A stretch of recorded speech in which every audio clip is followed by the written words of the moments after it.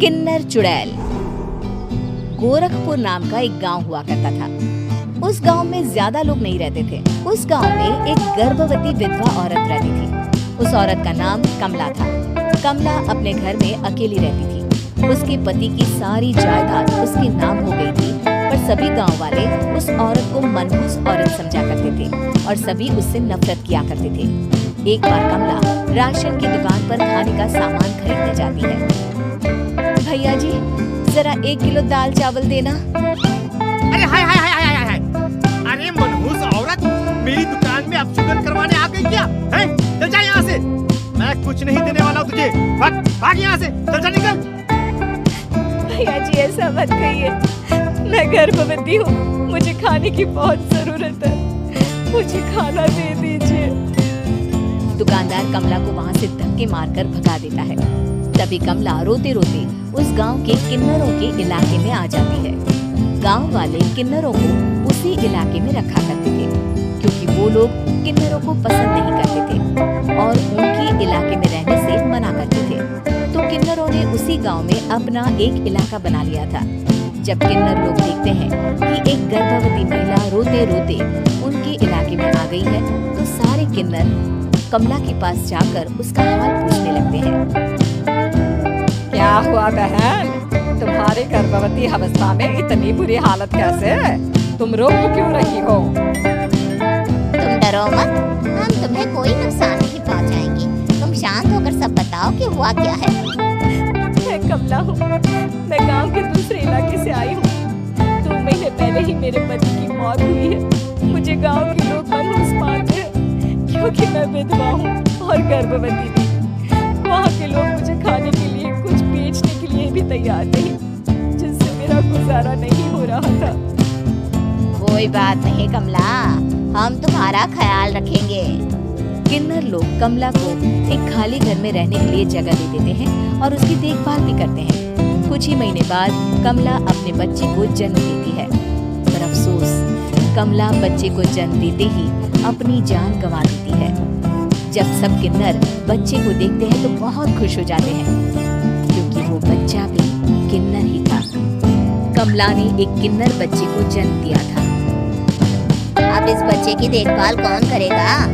हम तो इस बच्चे को गांव के दूसरे इलाके में भी नहीं भेज सकते। और तो क्या हुआ, इस बच्चे की माँ नहीं रही तो हम इसे पालेंगे। ये हमारे इलाके में रहेगा, हमारे साथ रहेगा। फिर वो किन्नर उस किन्नर बच्चे को गोद ले लेते हैं, उसका नामकरण कराते हैं। उस किन्नर बच्चे का नाम शक्ति रखा जाता है। देखते ही देखते शक्ति बड़ी होने लगती है। उसके रंग रूप बहुत सुंदर थे। वो बहुत सुंदर किन्नर दिखती है। एक दिन शक्ति एक किन्नर से पूछती है, माँ जी सुनिए ना, ये गांव के दूसरे इलाके में भी तो लोग रहते हैं, तो हम वहाँ क्यों नहीं जाते? हम उनसे अलग क्यों रहते हैं? शक्ति, क्योंकि वो लोग हमारे जैसे नहीं, वो लोग हमें पसंद नहीं करते, इसीलिए हम उनसे अलग रहते हैं। क्यों?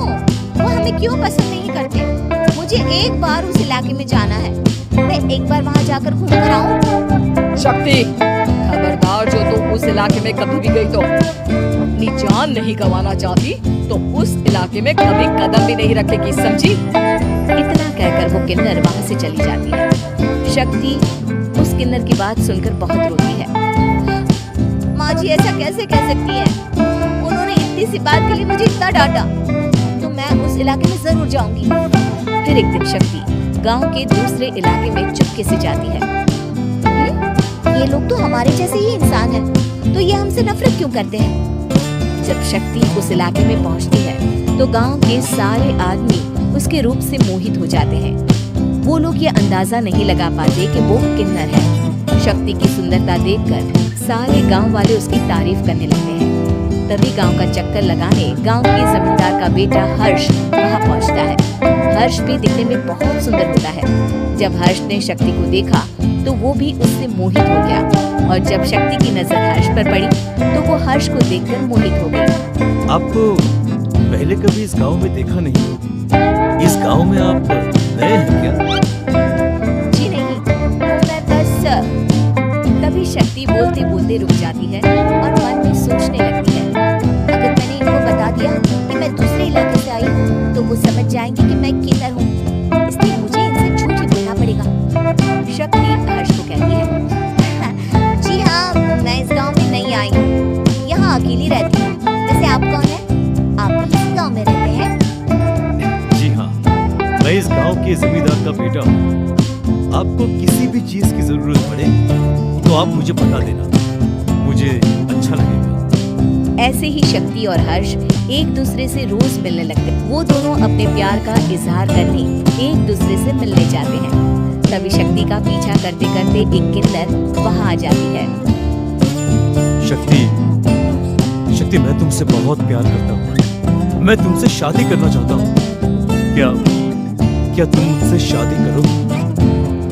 हाँ हर्ष, मैं तुमसे शादी करूंगी, पर मैं तुमको अपने बारे में एक सच्चाई बताना चाहती हूँ जो मैंने तुमसे छुपा कर रखी है।